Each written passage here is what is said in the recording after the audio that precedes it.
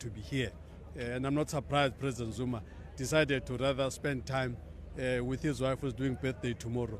That is, who's launching a book tomorrow. That's actually what he found more important than just coming here. What we had here is another vacuous round of empty promises like was done last time. Last time he had said something about huge multi-billion rand infrastructure development. Nothing happened. Today he's still saying the same thing. You know, everybody knows we've been promised bullet trains, smart cities and all of that. None of that has happened. Today has come up with more promises. 2020 he said there was going to be a university of Ekurhuleni. There's not even a clearing of site as we speak. So indeed, it's just lies and lies and lies and more lies. It's actually quite exhausting.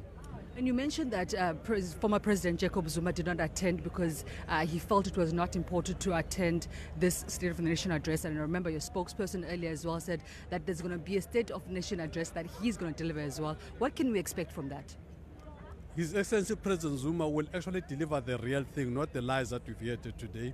He will talk about the real, true state of the nation, where the issues of poverty and the strategies that MK Party is going to employ to make sure that the issues of poor people are dealt with. He's going to talk to how even the infrastructure is going to be sorted out without privatizing it, because what we've heard today are all kinds of plans to privatize everything.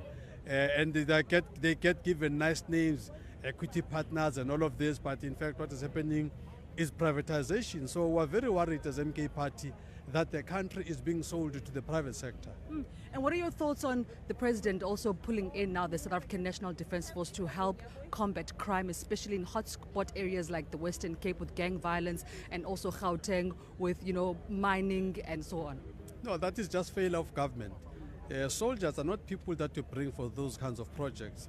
There's all kinds of different police units that should do this. Soldiers don't arrest, soldiers kill.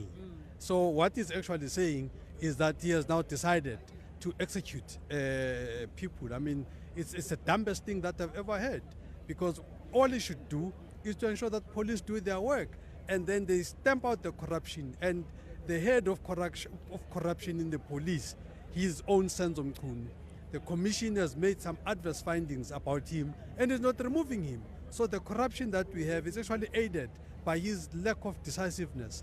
Had he just decided to remove this guy and all the tentacles that is with the police force, with all the thousands of police force that we have, they'll be able to be more effective. Right now, we just have a criminal syndicate in the police system. Mr. Manyi, thank you so much for your time. You're welcome. That was Mr. Mzwanele Manyi just sharing his thoughts on what the State of the Nation address was all about, and also sharing his words of saying that President Cyril Ramaphosa is not fulfilling the promises that he has made. This is The Voice Lounge coming to you live from Cape Town. The Voice Lounge, where voices come to life.